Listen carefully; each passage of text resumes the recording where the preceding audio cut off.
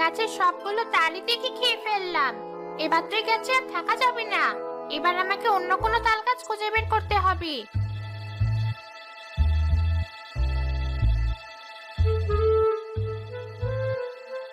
আরে, ওই তো একটা তাল গাছ। গাছ ভর্তি কত তাল, কিন্তু ওটা তো একটা বাড়ির ভেতরে। তাতে আমার বইয়ে গেছে। আমার তো শুধু তাল খাওয়া নিয়ে কথা। হি হি হি হি।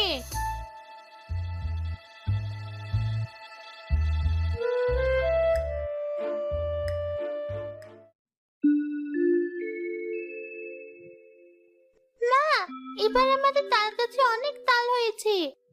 তাই তো দেখছি। এবার কিন্তু আমাকে অনেকগুলো তালের বড়া খাওয়াতে হবে। কতবার তুমি একদিনও আমায় তালের বড়া করে খাওয়াওনি।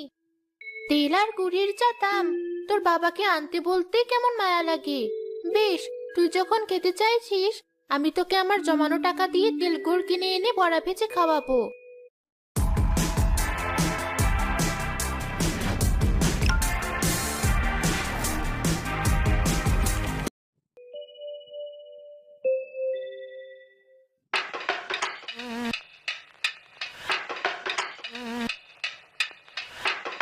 তাল তো নয়, যেন অমৃত। কি স্বাদ! এবারে আটিগুলো যে কি করি। ওই তো, উঠোনে একটা আমি খেলা করছি। আমি বরং আটিগুলোর মাথায় ছুরি মারি। হি হি হি হি।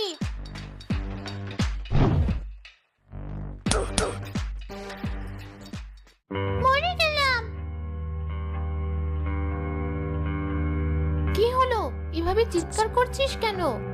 উপর থেকে কে যেন এই তালের আটিগুলো আমার মাথায় ছুরি মারলো। আরে তাই তো, কিন্তু আটিগুলো কোথা থেকে এলো? বিশ্বাস করো মা, কে যেন উপর থেকে আটিগুলো আমার মাথায় ছুরি মেরেছে। আজগবি কথা, উপরে কে আছে যে তোকে আটি ছুরি মারবে? ভিতরে চল।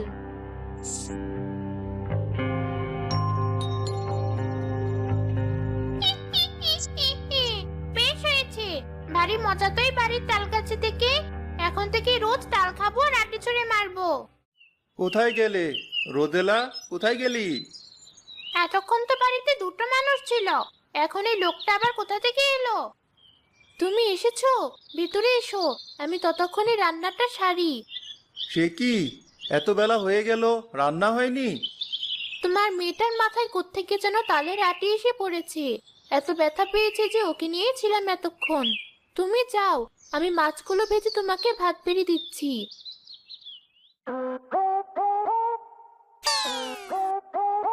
মাছ?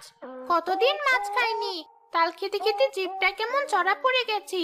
যাক, আজ মাছ ভাজা খাওয়া যাবে। রান্নাঘরের বাইরে গিয়ে দাঁড়িয়ে থাকি। বউটা সরলেই মাছ ভাজাগুলো খেয়ে নেব। হি হি হি হি। মাছগুলো ভাজা হয়ে গেছে। বাসনগুলো বাইরে থেকে নিয়ে আসি, তারপর সবাইকে খেতে দিই।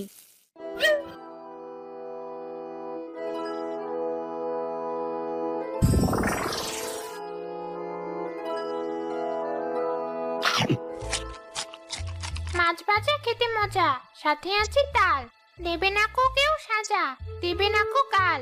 উড়ে যাই তাল গাছে, যাই গিয়ে বসি। আমায় আর পাবে না, দেবো আমি হাসি। হি হি হি হি।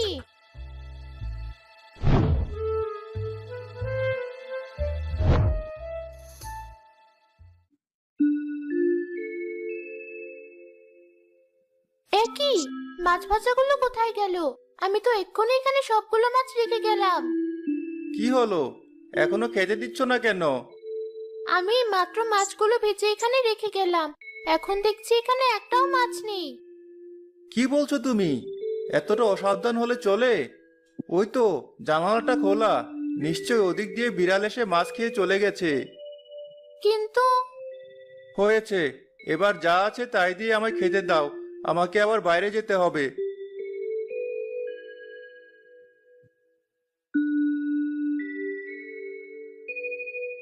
কিন্তু এতটুকু সময়ে বিড়াল এতগুলো মাছ খেয়ে চলে গেল, আর আমি বুঝতে পারলাম না। কি হচ্ছে এসব?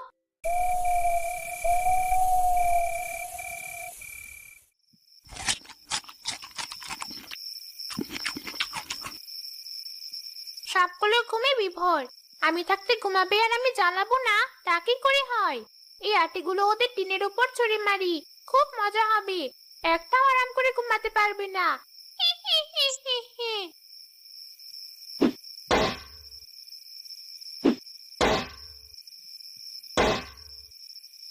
এত রাতে টিনের উপর কিসের শব্দ? এই শব্দে তো একটুও ঘুমাতে পারছি না। তাই তো দেখছি, আজ সারাদিন কি সব হচ্ছে কিছুই বুঝতে পারছি না। দাঁড়াও, দেখছি।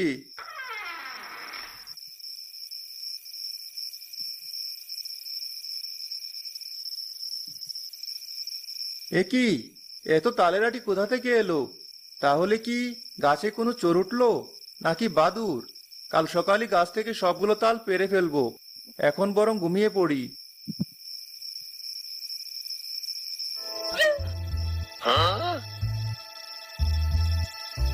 বললেই হলো তাল পেড়ে ফেলবে। আয় গাছে, একদম ঘাড় মুটকে দেবো।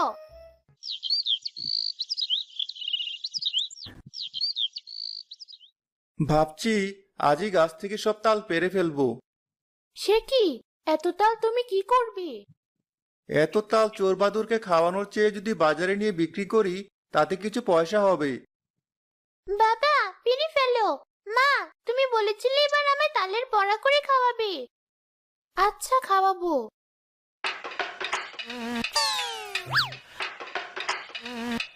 তালের বড়া কতদিন খাই না। সেই কবে মায়ের হাতে খেয়েছিলাম, সেও তো মরার আগে। বেশ, তালের বড়া খেতে দুটো তাল আমি দিতেই পারি। তাই বলে আমি সব তাল মোটেও দেব না। দাঁড়া, তোদের তাল পাড়ার শখ মেটাচ্ছি।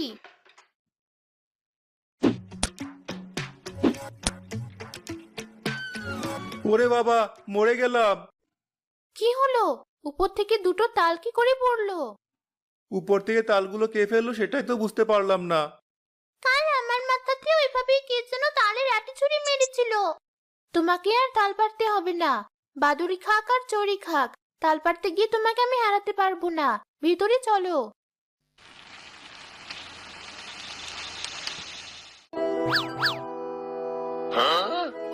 তালের বড়ার গন্ধে চারিদিক কেমন মোমো করছে। কি ভেবেছে তালের বড়াগুলো ওরাই গিলবে? আমি থাকতে তা হতে দেব না। হি হি হি হি। সবগুলো বড়া আমার পেটে যাবে।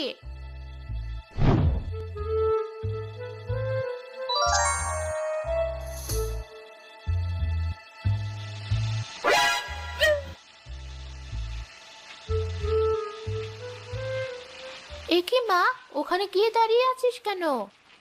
তোমার বড়া ভাজা দেখছি। কি ঘ্রাণ! মা, গরম গরম আমার হাতে দুটো দাও। এত গরম খেলে তোর হাত মুখ দুটোই পুড়বে।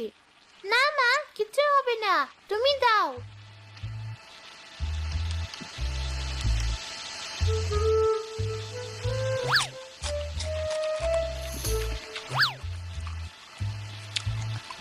আস্তে খা, গলায় বেঁধে যাবে তো। আচ্ছা, তুই খা, আমি বরং বাটিতে করে তোর বাবাকে কয়েকটা বড়া দিয়ে আসি। আচ্ছা মা, তুমি যাও।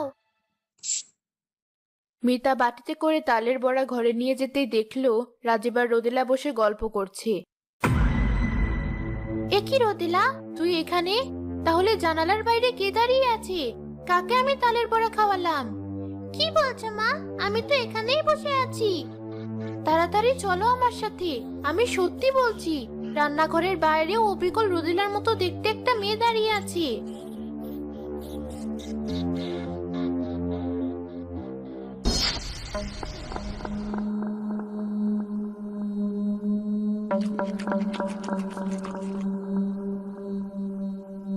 এ কি দেখছি? শাকচুন্নি! একদম চুপ। আমরা যে ওকে দেখে ফেলেছি, এটা জানলেই ও আমাদের ক্ষতি করবে। চলো আমরা ঘরে যাই।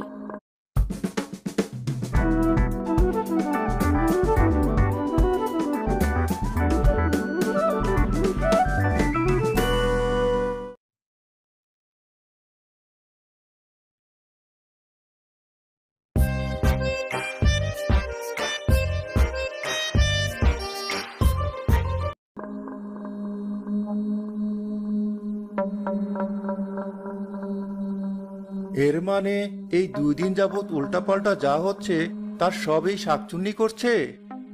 হ্যাঁ বাবা, তার মানে তালের আটিগুলো ওই আমার মাথায় ফেলেছে, আর তোমার মাথাতেও তাল ওই ফেলেছে। কিন্তু এখন কি হবে? ভয় পেও না, আমি এক্ষুনি যাচ্ছি সাধু বাবার কাছে। তিনি নিশ্চয় একটা উপায় বের করবেন।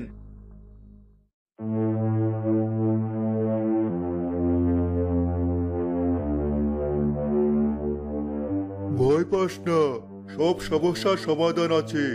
শোন, একবার যখন লোভে ধরেছে, গন্ধ পেলে ও আবার আসবে। এটা রাখ।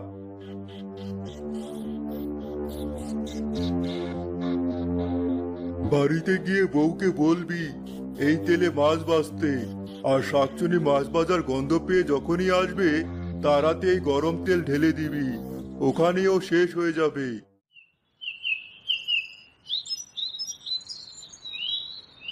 সাধু বাবার কথা মতো রাজীব বাড়িতে গিয়ে মিতাকে সব খুলে বলতেই মিতা সাধু বাবার দেওয়া তেলে মাছ ভাজতে লাগলো।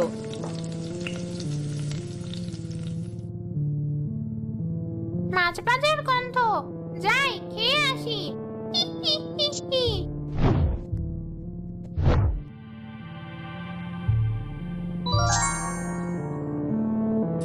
মা, আমায় একটা মাছ ভাজা দাও।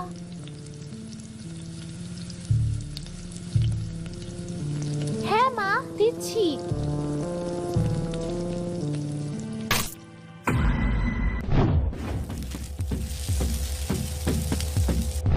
মরে গেলাম, আমার সারা গা পুড়ে গেল।